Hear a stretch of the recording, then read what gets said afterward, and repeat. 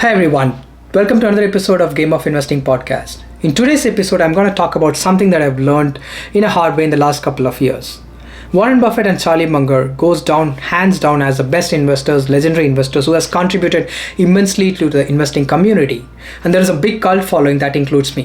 Whatever we have learned, majority of things we have learned are from Buffett and Munger.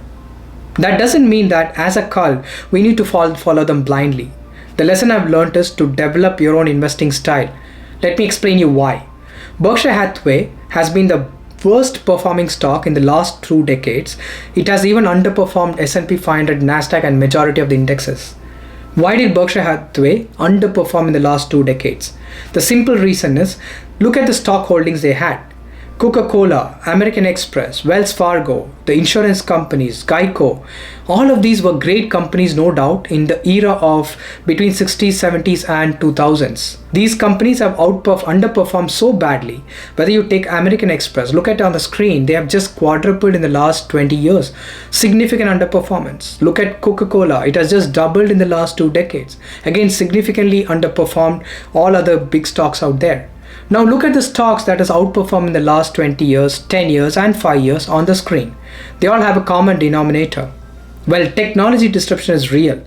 Whether you take in the last 20 years, the stocks that has outperformed all belong to the tech-oriented sectors.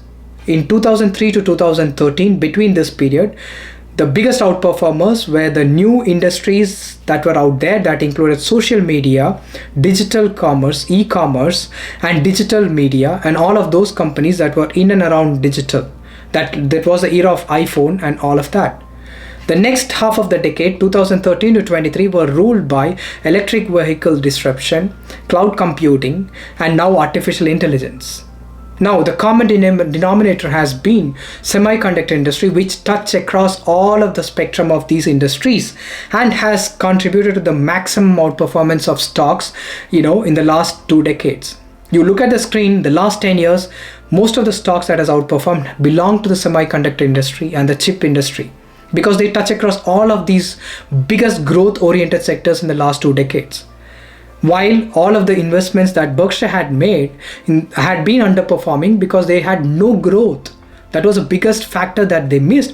And they had 2 things that caused the underperformance. One, they had a concept called circle of competence, which is a great concept, but they followed too rigidly.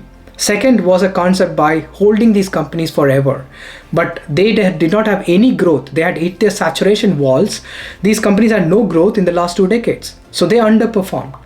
Now, they missed out completely on the trend of these technology companies that included cloud computing and all of that. But they rectified the mistake by going and investing heavily in Apple in 2016. And Apple has outperformed. They had given 9 times returns in the last 7 years.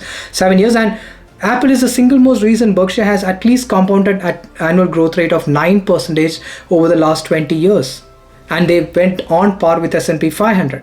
If they had not invested in Apple and they not rectified the mistake and brought in investors who went and invested in Amazon, Snowflake and etc., Berkshire would have completely underperformed, even worse in the last 2 decades. The lesson is the cult who follows Buffett and Munger, they still do not invest in these technology-oriented companies and are missing out on big gains. Now, they are still following Buffett's value-oriented style of buying companies that are extremely cheap and selling after they get a 2x, 3x, which is okay. But the pain there is you're missing out on big trends and big 100 times, 50 times return opportunities out there in today's world. So how do you rectify the mistake? The biggest lesson I learned is follow style which are flexible, be open. Right? In investing, there is no rigid rules that will help you make big returns. While I still follow value investing, there are many great value in oriented companies that invest and then get out after 2x, 3x returns. I still follow compounding, which is still applicable in India kind of market where you can find growth oriented compounded monopolies and moat oriented companies. But if you come to US or developed markets, you need to find the technology-oriented companies, electric vehicles, the disruptive companies, artificial intelligence. These are the trends that are going to rule the roost in the next 2 decades. There was no Datadog 10 years back. There was no MongoDB 10 years back. There was no Snowflake 15 years back. So these companies were created in the last decade, and they're going to continue the growth. You need to have a mix of stocks in your portfolio which tend to have growth orientation and value orientation. The best thing that could happen if you can get these growth companies at value. Those are very rare opportunities, and when you get such opportunities, then following Buffett's rule of not selling these companies is a great idea. Like in pandemic time, we got great companies at cheap bargain prices.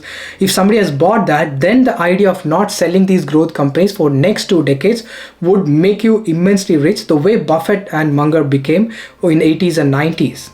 Let me end today's video with this message that look at 5 years returns, last 5 years returns. Most of the stocks again belong to semiconductor industry. Now you look at artificial intelligence, you look at electric vehicle, you look at cloud computing, data center growth. These booms are going to continue. And you need to invest in companies that are going to continue with their growth. The key takeaway from today's podcast is do not follow the cult blindly. Develop your own investing style and have belief in that. Thanks for staying with me. Signing off, Sandeep Manan.